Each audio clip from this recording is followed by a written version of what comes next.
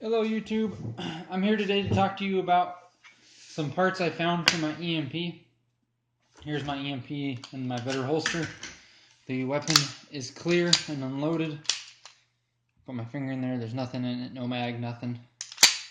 One thing I noticed about this gun in particular is the magazines. They're kind of expensive, and I wanted to see if the EMP Champion mags would work for this gun.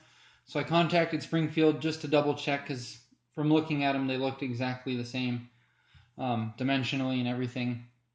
And they said, sure enough, that the EMP Champion mags will work in the standard 3-inch EMP. So I found these online for $20 a piece instead of like $23 for the smaller mags. So I bought 4 of them. These are going to be my competition mags for IDPA and seal shooting. And I needed a magazine holder because when I bought mine, they were not running the summer sale that they usually do, where you get the 2-mag carrier that's sort of like a V. I think it carries them like this, a crappy little holster, and then some extra mags. So I had to buy everything.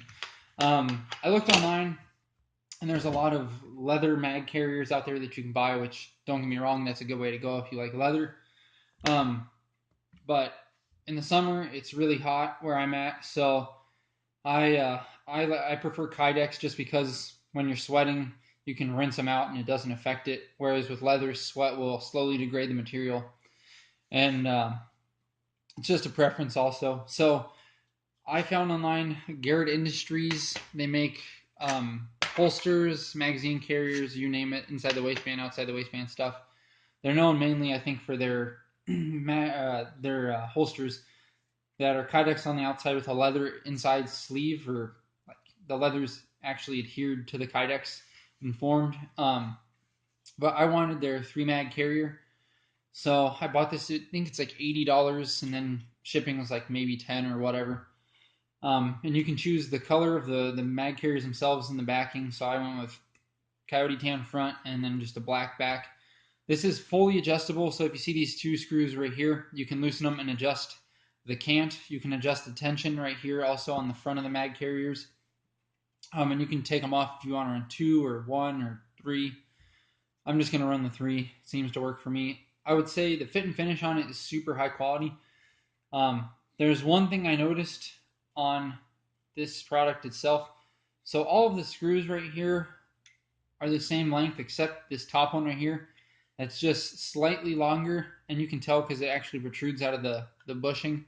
But otherwise, super good fit and finish, very high quality, made in the U.S., which is awesome.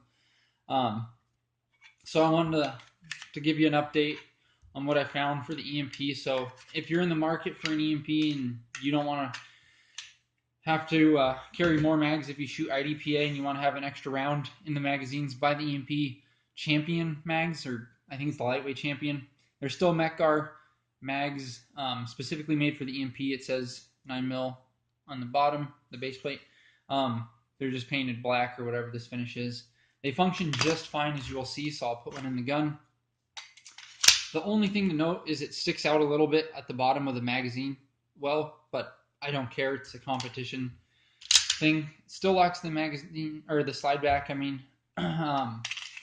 I haven't shot it with them, but I'm sure they're going to function just fine. So I wouldn't hesitate to buy them, especially if they're cheaper, which they were for me when I bought it at the time of this purchase. And then an update on my Vetter holster from carrying my EMP. There's 2 points of contact I've noticed where, well, I guess 3, where wear has been forming on the gun, but it's ever so slight. At the top right here, it touches this inside lip of the Vetter holster just a little bit, which is not too bad by any means. I don't care. This is a carry piece, not a show piece. And then the other one, I'll just slide back, is right here on the safety selector. It's starting to wear down the paint just a little bit, as you can see right there. Not a big concern for me. If it really is for you, you can always just paint it or whatever, but I just wanted to give you an update. I've been carrying this holster pretty much every day, and works great for my needs, especially after canting it. this way, the 30 degrees, so it actually hides. I still might bend it out just to see if that works. And these clips are like a couple bucks, so whatever. And soon I'll do a video on the belt that I use for carry. So, all right, wanted to give you an update.